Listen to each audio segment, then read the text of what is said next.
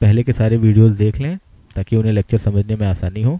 और जिन लोगों ने अभी तक मेरे चैनल को सब्सक्राइब नहीं किया है वो प्लीज़ उसे सब्सक्राइब कर लें ताकि आपको टाइम टू टाइम अपडेट्स मिलते रहें। चलिए दोस्तों आगे बढ़ते हैं। लास्ट लेक्चर में हम लोगों ने अपनी समरी जान ली थी कि हम जो हार्डवेयर यूज़ करने जा रहे हैं, जो नोटपैड यूज़ करने जा रहे हैं, जो कंपाइलर यूज़ करने जा रहे हैं, कंप्यूटर या लैपटॉप का कौन सा पोर्ट यूज़ करने जा रहे हैं, माइक्रो कंट्रोलर की कौन सी पिन्स यूज़ करने जा रहे हैं, कनेक्शंस कैसे बनाएंगे और कौन कौन से सॉफ्टवेयर यूज़ करेंगे। अब हम इसके आगे बढ़ते हैं। तो दोस्तों आज हम पहले अपने हार्डवेयर एटमेगा 16 माइक्रो कंट्रोलर के बारे में बात करते हैं कि इसके इंटरनल सर्किटरी क्या है, कैसे रजिस्टर्स हैं, इसमें हमें किसी एक्सटर्नल डिवाइस को इससे इंटरफेस करना है तो हमें क्या क्या सीखना है और कैसे करना है। देखिए दोस्तों ये एक सिंबॉलिक डायग्राम है हमारे माइक्रो कंट्रोलर एटमेगा 16 का, जो रियल टाइम में भी कुछ ऐसा ही लगता है। बस यहाँ पर जो पिंस स्ट्रेट निकली हुई हैं, रियल में ये पिंस नीचे की तरफ होती हैं, लेकिन यहाँ पर आपको समझाना है इसलिए मैंने ये डायग्राम बनाया है। मैं आपको अच्छा और डिटेल में थोड़ा सा समझा देता हूँ। पहले सपोज करिए मैं ड्रा करता हूँ अपना माइक्रो कंट्रोलर सर्किट। सपोज करिए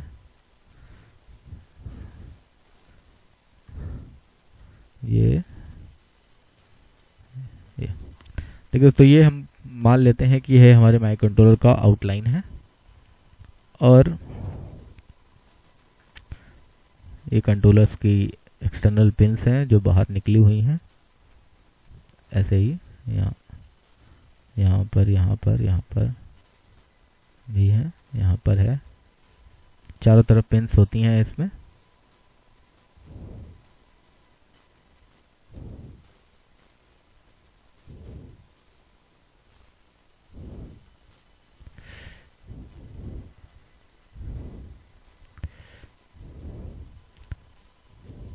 और यहाँ बीच बीच में भी सारी पिंस होती हैं, चारों तरफ पिंस होती हैं। मैंने ये ड्रा किया है।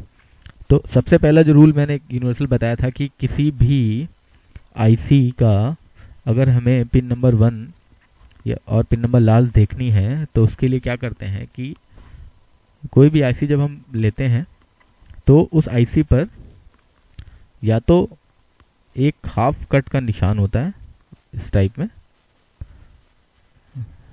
इस टाइप में या एक डॉट का निशान होता है कहीं पर, दोनों में से कोई एक चीज होगी। तो जहां पर ये दोनों में से कोई एक भी चीज दिखे उसे हम अपवर्ड मतलब ऊपर की तरफ रखते हैं, और ऊपर तरफ रखने पर कट मार्क के बाईं तरफ लेफ्ट साइड में जो पिन होगी वो हमेशा पिन नंबर 1 होगी, और राइट साइड में दाईं तरफ जो पिन होगी वो हमेशा पिन नंबर लास्ट होगी। अब देखिए यहाँ पर मैंने लास्ट पिन 40 लिखा है क्योंकि एटमेगा 16 40 पिन का आईसी है। अब ये बात आती है कि आपको कैसे पता चलेगा कि हमारी कोई भी आईसी जो है उसमें कितनी पिन्स और पिन्स का काम है। देखिए पिन्स के बारे में तो आप काउंट कर भी सकते हैं, लेकिन पिन्स के बारे में डिटेल जानने के लिए हमें इसकी टेक्निकल डेटा शीट देखनी पड़ती है। टेक्निकल डेटा शीट क्या होती है मैं अभी बताता हूँ। पहले इसकी काउंटिंग देख लेते हैं। तो लेफ्ट वाली पिन नंबर 1 है, राइट वाली पिन नंबर लास्ट है, और इसकी जो पिन काउंटिंग होती है वो यू शेप में होती है। मतलब पिन नंबर 1 से हम चलते हैं और लास्ट पिन की तरफ जाते हैं। तो पिन नंबर 1 तो ये 20, 21 और 40। तो इस तरह हम इसका पिन नंबर देखते हैं। अब टेक्निकल डेटा शीट की हम बात करें तो दोस्तों कोई भी मैन्युफैक्चरर जब भी कोई आईसी डिजाइन करता है या मार्केट में उसको लॉन्च करता है तो वो उसके रिस्पेक्ट में एक टेक्निकल डेटा शीट प्रोवाइड करता है। तो टेक्निकल डेटा शीट देखने के लिए हमें कुछ नहीं करना पड़ता है, हमें इंटरनेट का यूज करके गूगल पर जाना है। जैसे मैं आपको दिखा देता हूँ कि गूगल पे जाना है। सपोज ये गूगल है और गूगल पे आपको जो भी आईसी का नाम है वो टाइप करना है। जैसे हमारी आईसी का नाम है एटमेगा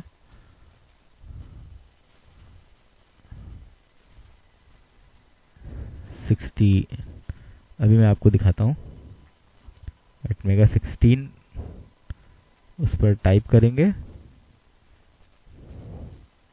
और उसके आगे लिखेंगे डेटा शीट। तो जैसे ही हम उसको एटमेगा 16 आईसी का नाम लिखेंगे और डेटा शीट आगे लेकर टाइप करेंगे तो आपको यहाँ पर पूरा नाम नहीं आ रहा है, लेकिन यहाँ पर आपको लिंक मिल जाएगा पीडीएफ फॉर्म में, पहला ही लिंक। और जैसे आप उसको ओपन करेंगे वैसे ही आपको उसकी टेक्निकल डेटा शीट मिल जाएगी। मैं आपको उसकी डेटा शीट दिखा देता हूँ कैसी होती है।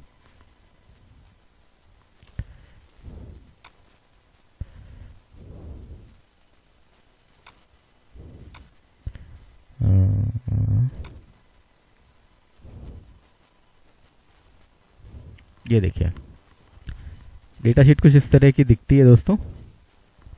मैं आपको सही से दिखा देता हूँ। हाँ ये देखिए, तो जैसे ये हमारा है, देखिए मैंने आपको बताया था कि ये एटमेल कंपनी का है, 8 बिट माइक्रो कंट्रोलर है। 8 बिट माइक्रो कंट्रोलर का मतलब होता है कि ये microcontroller at a time, मतलब एक समय में 8 बिट तक का डाटा प्रोसेस कर सकता है। मतलब 8 बिट तक के डेटा को आप प्रोसेस कर सकते हैं, मतलब ऐड कर सकते हैं, सब्ट्रैक्ट कर सकते हैं या कुछ भी कर सकते हैं, लेकिन 8 बिट से ज़्यादा का डाटा एट ए टाइम, मतलब एक ही समय में नहीं कर सकते हैं।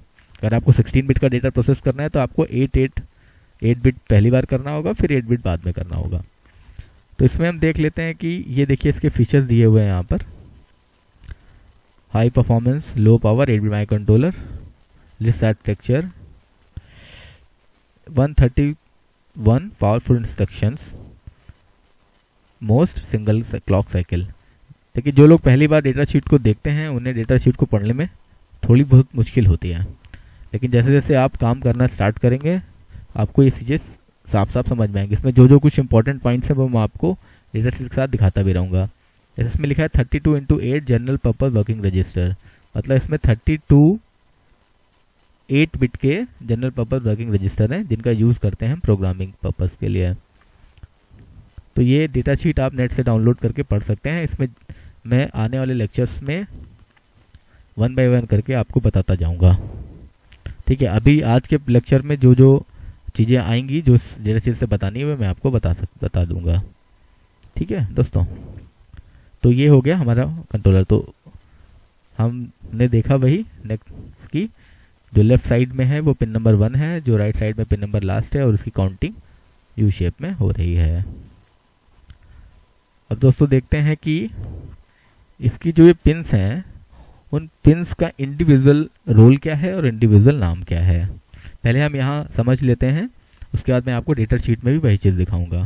देखिए यहाँ पर मैं ये दिखा रहा हूँ कि पिन नंबर 33 से लेकर पिन नंबर 40 ये 8 पिन्स का एक ग्रुप है और इस 8 पिन के ग्रुप को हम बोलते हैं पोर्ट ए। ठीक है, पोर्ट ए, पोर्ट्स का नाम क्यों पड़ा वो मैं अभी आगे आपको बता दूंगा। तो ये 33 से 40 पिन्स तक का जो 8 पिन्स का ग्रुप है उसको बोलते हैं port A. Similarly pin number 1 से पिन नंबर 8 में जो 8 पिन की आईसी है, सॉरी ये जो 8 पिन का ग्रुप है उसको बोलते हैं पोर्ट बी। ऐसे पिन नंबर 22 से 29 जो 8 पिन का ग्रुप है उसको बोलते हैं पोर्ट सी। और पिन नंबर 14 से पिन नंबर 21 इसको बोलते हैं पोर्ट डी। ये अभी आपको समझना है, इसकी वर्किंग क्या है और क्यों है मैं आपको आगे बताता हूँ। तो देखिए यहाँ पर आपको 4 पोर्ट दिए, port A, port B, port C और पोर्ट डी, और सारे के सारे पोर्ट में कितनी पिन्स हैं 8। तो 8 टोटल पिन्स कितनी हो गई 8 इंटू 4 मतलब 32। वही मैंने आपको डेटा शीट में दिखाया था कि क्या लिखा था 32 इंटू 8 वर्किंग रजिस्टर। ठीक है, वो मैं आपको अभी आगे और डिटेल में समझाऊंगा। अब देखिए टोटल पिन्स है 40। अभी तक आपने 32 पिन्स को देख लिया, 4 पोर्ट है, हर पोर्ट में 8 पिन्स है तो टोटल 32 हो गई। अब जो हमारे पास कितनी पिन्स बची 8। अब उन 8 बाकी पिन्स के बारे में देख लेते हैं। तो एक यहाँ जो पिन है आप काउंट कर लीजिएगा 1 2 3 4 5 6 7 8 9 9 नंबर पिन है रीसेट। रीसेट पिन नॉर्मली जैसे रीसेट बटन का काम होता है कि जैसे सपोज जैसे हमारा लैपटॉप कभी हैंग हो जाता है तो हम क्या करते हैं, पावर बटन को थोड़ी देर दबाए रखते हैं तो लैपटॉप बंद हो जाता है और फिर उसे ऑन कर लेते हैं। तो हम करते क्या है, हम उसको रीसेट कर देते हैं वापस से प्रोग्राम रन करने के लिए।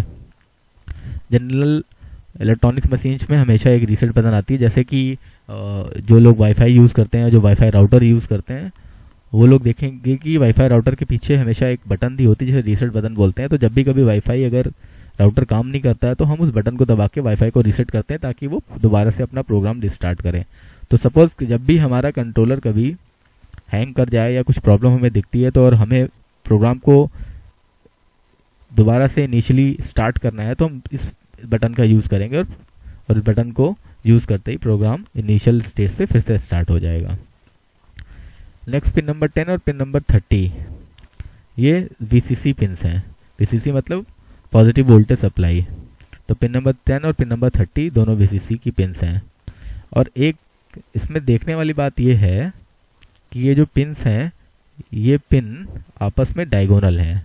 देखिए ये 10 यहाँ पर है और 30 यहाँ पर है, तो ये आपस में क्या है, डायगोनल्स हैं। इसके पीछे भी एक डिज़ाइन रूल है, वो मैं अभी आपको आगे बताऊंगा। अब पिन नंबर 11, पिन नंबर 31 ये आपकी ग्राउंड पिन है और ये भी आपस में डायगोनल्स हैं। उसके अलावा जो पिन्स बची उसमें पिन नंबर ये और पिन नंबर ये क्रिस्टल XTLA1 XTL1 मतलब यहाँ पर क्रिस्टल लगेगा। देखिए आपने जनरली हर जगह देखा होगी, कोई भी डिजिटल डिवाइस होती है तो उसमें रन करने के लिए हमें एक क्लॉक फ्रिक्वेंसी देनी पड़ती है। तो यहाँ भी हमें अपना प्रोग्राम रन करने के लिए क्लॉक फ्रिक्वेंसी देनी पड़ेगी। तो अगर हमें एक्सटर्नल क्लॉक देनी है तो उसके लिए क्रिस्टल यूज़ करते हैं। तो क्रिस्टल को यूज़ करने के लिए ये दो पिन डिफाइन की गई, यहीं पर हम क्रिस्टल लगाएंगे। और ये जो एक लास्ट पिन बची हुई है इसका नाम है A रेफरेंस। A मतलब एनालॉग, रेफरेंस मतलब रेफरेंस वोल्टेज। ये एनालॉग रेफरेंस वोल्टेज के काम करता है। ये तब हम यूज़ करते हैं जब हम analogue to digital conversion use करते हैं अपने माइक्रो कंट्रोलर की हेल्प से। सब मतलब जब भी हमें किसी एनालॉग सिग्नल को डिजिटल में कन्वर्ट करना होगा तो हम इस पिन का यूज़ करेंगे। एनालॉग टू डिजिटल कन्वर्जन क्यों करना पड़ता है दोस्तों? क्योंकि मैंने आपको पहले बताया था कि ये माइक्रो कंट्रोलर एक प्योर डिजिटल डिवाइस है और किसी भी डिजिटल डिवाइस तभी काम कर सकती है जब उसको डेटा ही डिजिटल फॉर्म में मिले। तो अगर कोई एनालॉग फॉर्म में हमें डेटा मिल रहा है तो हमें क्या करना पड़ेगा, पहले उसको डिजिटल में कन्वर्ट करना होगा, उसके बाद हम उस डेटा के अकॉर्डिंग प्रोसेसिंग करते हैं।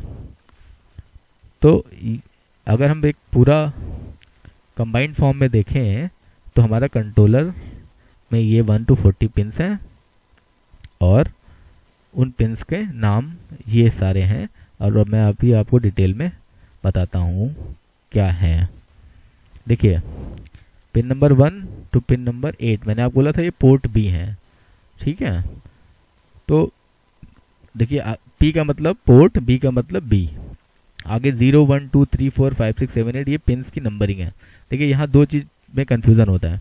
यहाँ पर पोर्ट का जो नंबरिंग है वो 0 से स्टार्ट है, 0 1 2 3 4 to 7, और यहाँ पर जो पिन की काउंटिंग है वो 1 2 3 से स्टार्टिंग है। दोनों 80 पिन्स हैं।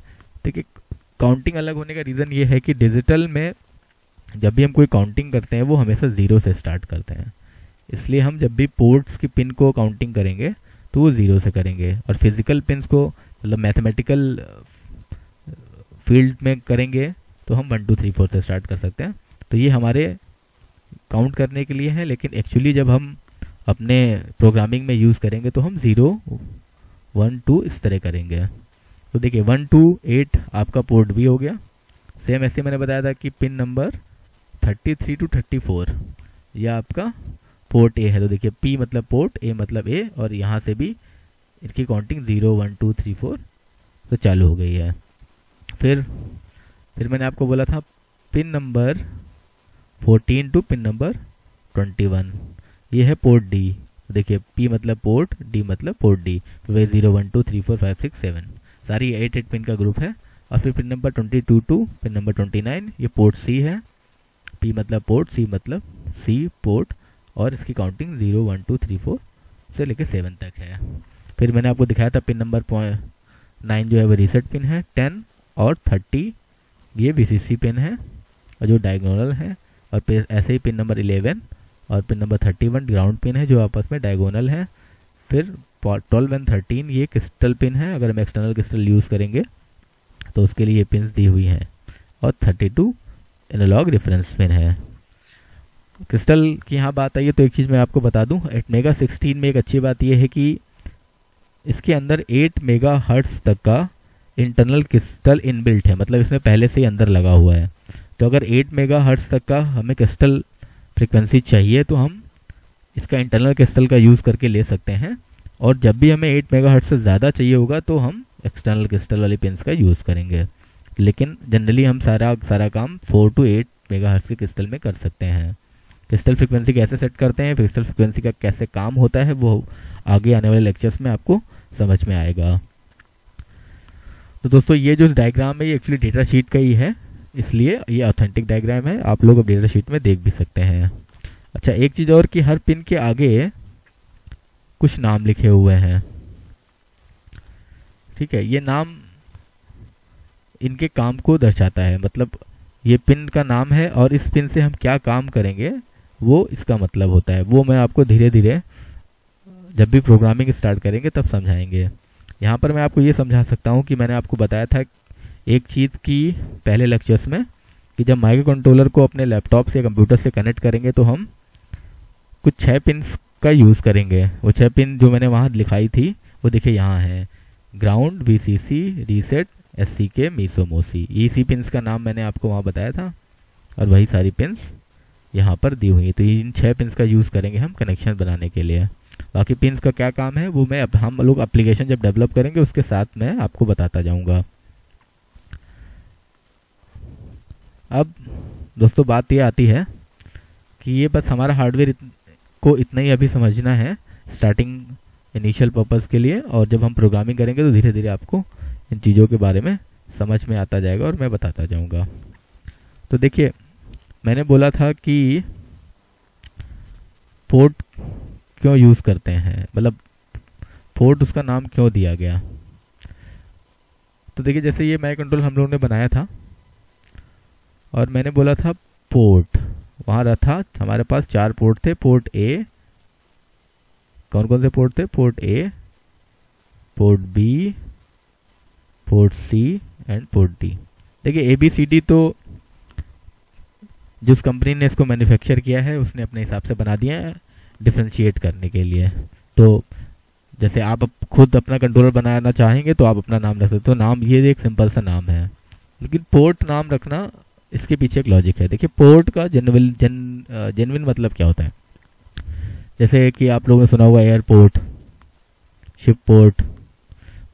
तो एयरपोर्ट में क्या होता है, जनरली एयरपोर्ट में क्या होता है, वहाँ पर पैसेंजर आते हैं या वहाँ से पैसेंजर जाते हैं, मतलब वहाँ या तो इनकमिंग है और आउटगोइंग है। ठीक है, ऐसे ही हमारे कंप्यूटर और लैपटॉप में भी पोर्ट्स होते हैं। तो उस पोर्ट्स का काम क्या होता है, या तो वहाँ से डेटा को लेते हैं या डेटा को बाहर भेजते हैं, या कोई इन्फॉर्मेशन इन करते हैं या इन्फॉर्मेशन आउट करते हैं।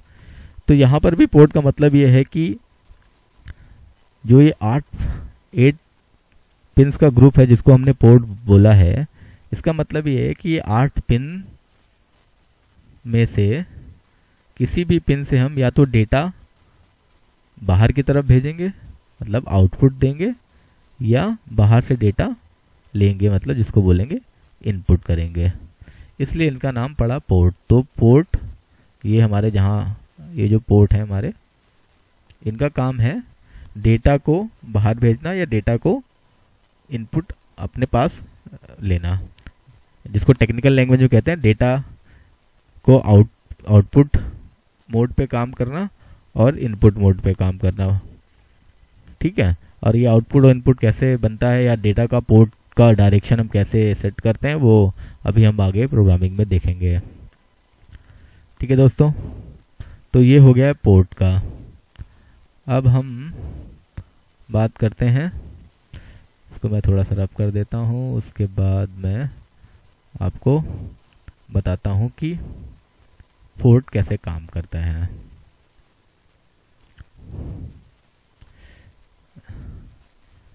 देखिए मित्रों, हम ये लेते हैं तो देखिए मैंने आपको बोला कि सपोज इन 4 में से हम एक पोर्ट ले रहे हैं जो हमारा पोर्ट ए था, अभी समझने के लिए बाकी जो बचे 3 है वो सेम इसी तरह काम करते हैं। तो एक को समझ लेना है, बाकी आपको समझ में आ जाएगा। तो देखिए जो पोर्ट होता है, ठीक है, जो पोर्ट होता है इसके अंदर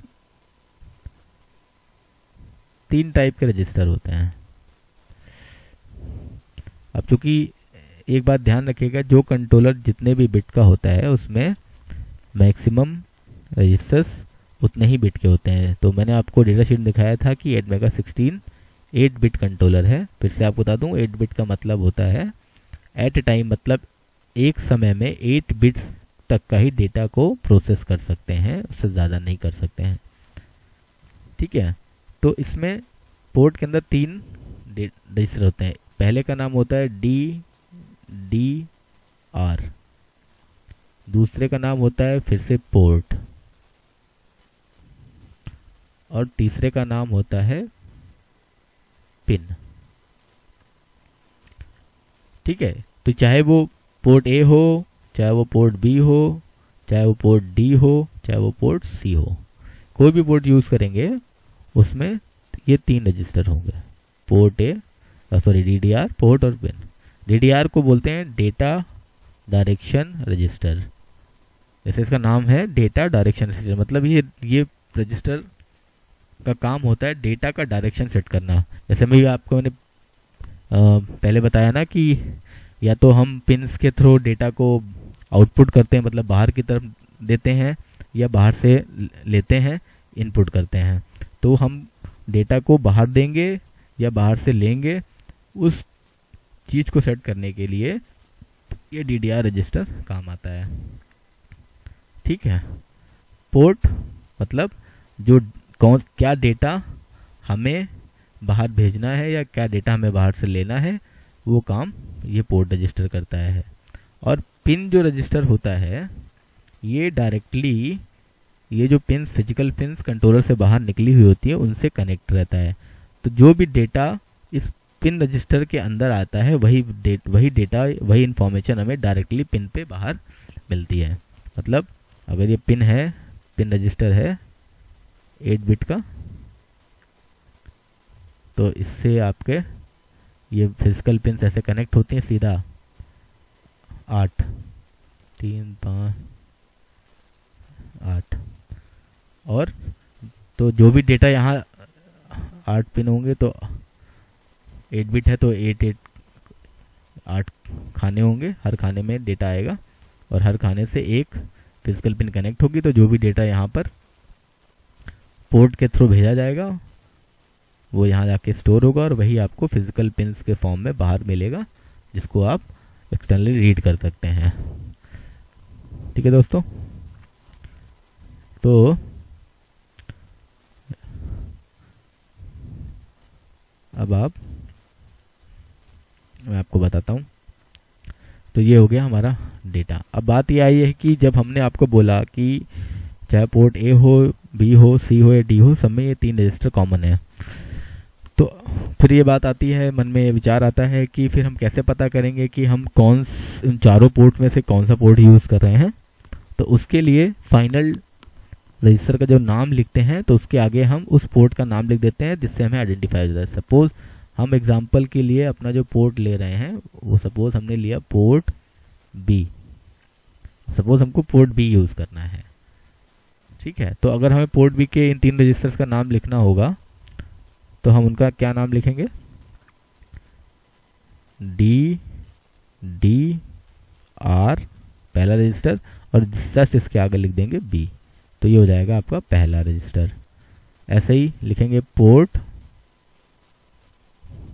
और फिर इसके आगे लिख देंगे B, ये दूसरा रजिस्टर। फिर ऐसे लिखेंगे पिन, आगे लिख देंगे B, तो ये आपका तीसरा रजिस्टर। तो जस्ट DDR पोर्ट और पिन के आगे आप जो भी पोर्ट का नाम लिखेंगे वो उसका रजिस्टर हो जाएगा।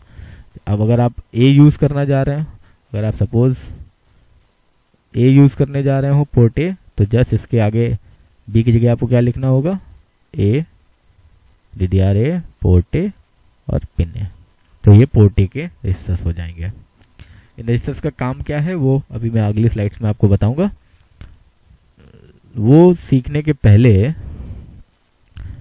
आपको थोड़ा सा एक सिंपल कैलकुलेशन फिर से याद दिलाना चाहूँगा।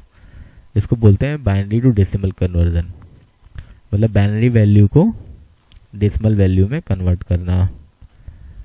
तो दोस्तों बाइनरी वैल्यू क्या होती है?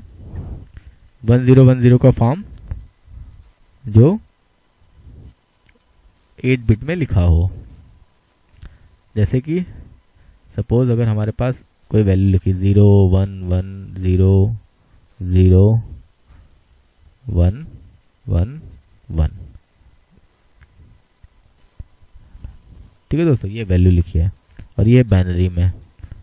तो अगर हम इसको डेसिमल में कन्वर्ट करना है तो बहुत तरीके हैं, लोग 2 की पावर करके कर लेते हैं, लेकिन एक डायरेक्ट तरीका क्या होता है कि हम लेफ्ट साइड से चलते हैं, 4 बिट का राइट से लेफ्ट की तरफ चलेंगे और 4 बिट का ग्रुप बनाएंगे ऐसे। 1 2 3, इसको गड़बड़ हो गया है, फिर से करते हैं। तो दोस्तों आज के लिए इतना ही। इसके आगे हम नेक्स्ट लेक्चर में कंटिन्यू करेंगे। अगर आपको ये वीडियोस, ये चैनल पसंद आ रहा है तो आप प्लीज़ लाइक करें, सब्सक्राइब करें, शेयर करें, अपने दोस्तों को बताएं जिनको इससे फ़ायदा हो सकता है। अगर कोई डाउट है तो आप प्लीज़ कमेंट करें डाउट्स कमेंट सेक्शंस में, मुझे मेल करें। मेरी मेल आईडी यहाँ पर है, और मेरे फेसबुक पेज को लाइक करें। इस पेज पे मैं इलेक्ट्रॉनिक्स और एम्बेडेड से रिलेटेड बहुत सारे अपडेट करता रहता हूँ जो आपके काम के हो सकते हैं। आप सभी अच्छे से सीखें, स्वस्थ रहें, मस्त रहें और व्यस्त रहें। धन्यवाद।